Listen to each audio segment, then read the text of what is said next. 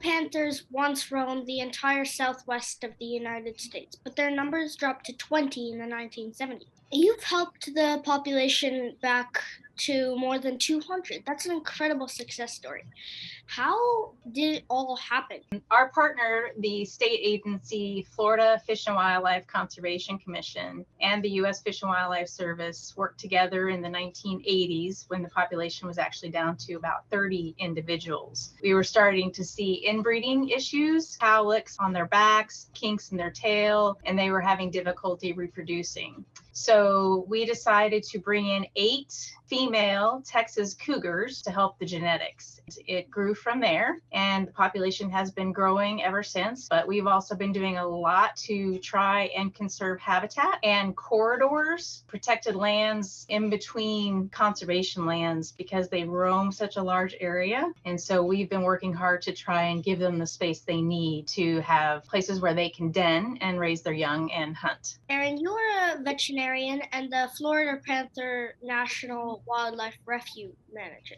My aunt is a vet, but I don't think she's ever taken care of anything exciting as a panther. Do you have any stories? Oh, goodness. Yes. We use hound dogs that are specifically trained to sniff out large cats. We have a huntsman who goes out on a swamp buggy with his dogs many months before the capture season to find where the panthers can be found. And then on days that we go out and do captures, he goes out by himself with his hounds, and we are on standby, all on swamp buggies, because you can't move around within our habitat on foot or by regular vehicle. And then when his dogs tree a panther, he calls in the rest of the team, about 3 to 4 biologists, at least 1 veterinarian. The team lead goes and assesses where the cat has been treed. If the cat is too far up, where if he fell, he would hurt himself, then we would walk away from that cat. But say it's a good situation where the ground is open and he's 30 feet up, then I would prepare a dart and I would hand that to the houndsman, and he would actually dart the cat in the tree, and we wait till the sedation comes on, and then we move in, clear out underneath the tree, and set up a net. Then stretch out the net, and there's usually 8 or so of us, and eventually the cat falls asleep to the point where hopefully it falls out of the tree on its own onto the net. And then once it's in the net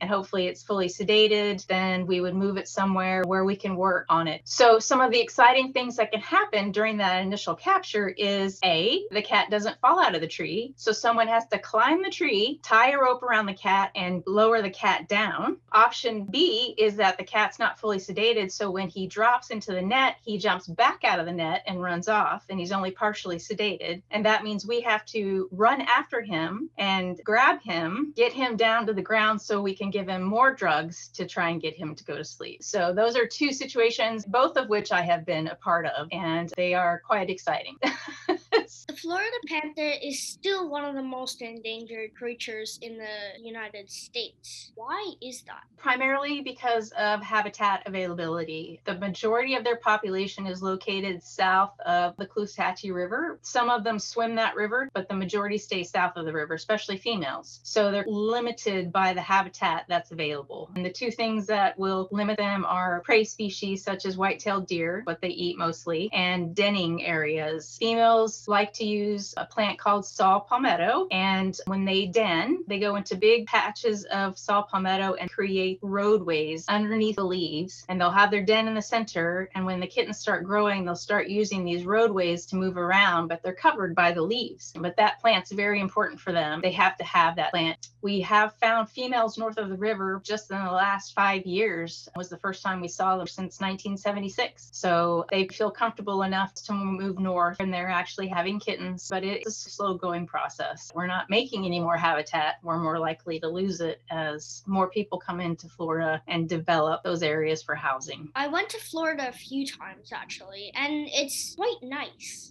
Where did you go? I went to Vero. So if you were to go further south, there's a lot of conservation areas, and those areas, I personally think Florida is one of the most beautiful places, and it's got some unique habitats that you can't find anywhere else. So I'm glad you were able to come here. Vero does have some pretty few places. At COP15, I learned about wildlife corridors and how we need large ones connecting reserves to protect biodiversity and stop fragmentation. Florida panthers can range up to 450 kilometers. Does Florida have any plans to get more corridors? Yes, that's something we're constantly working on, is trying to connect those natural areas in between each other. Ranch lands offer a lot of habitat for Florida panthers, so we're actively working both within the Fish and Wildlife Service, USDA, state agencies to help ranchers continue ranching so that they can continue providing that habitat. And they often provide those corridors that we need for a cat to go from one big space to the next space, or a black bear to move. So we're actively targeting areas we know the cats have used, trying to keep those corridors intact. We're constantly working on it and doing everything we can to conserve as much as we can. I also learned a lot about how keystone species hold ecosystems together.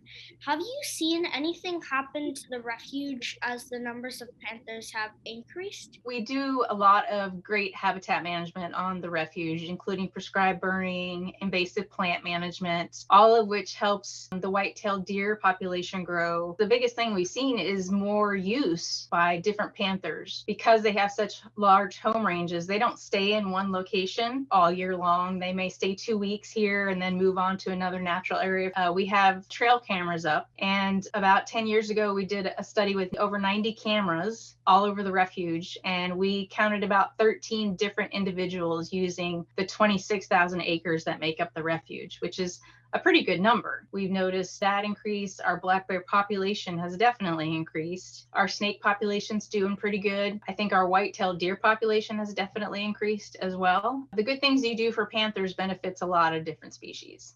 We were supposed to talk about Florida panthers last year, but we had to postpone our call because of Ian, one of Florida's deadliest hurricanes. How did the Panthers and the refuge weather the storm? The Florida Panther Refuge did fairly well. We had more damage from Hurricane Irma in 2017. We were closer to the point of impact. Hurricane Ian actually made landfall north of us and devastated our sister refuge, Jay and Ding Darling, caused a lot of habitat damage, and we're still working on trying to get trails back up and running and land back to where wildlife can use it. But we were very lucky for Ian that our refuge didn't see much impact. What is the coolest thing about Florida panthers? I think it's their curiosity. If they're interested and curious about you, they'll stop what they're doing and kind of watch what you're doing. And they don't approach you, and then if they get bored like a regular cat, then they just leave. To me, they act very much like a domestic house cat in their curiosity and how they respond to things. They're just curious and they just watch, and then they're like, whatever. And, keep on doing whatever they're doing. So I think that's one of my favorite things about them. They're so majestic, but they act just like a house cat. So it's kind of fun. What can kids do to help? One of the biggest misconceptions about the Florida Panther is that they are black, and they are not black. They are the same color as deer. So just sharing information that black panthers themselves don't exist, because panthers don't have their spots into adulthood, so they can't be melanistic, which means they can't become black. Only leopards and jaguars can become black because their spots are into adulthood. Panthers only have spots when they're kittens, and it's a camouflage. So just educating people about what a panther really is and what they look like is always something great that kids can do. And just respect nature. Just share that love of nature that you have and how important nature is, and trying to get out there, enjoy it as much as you can, and bring your friends with you.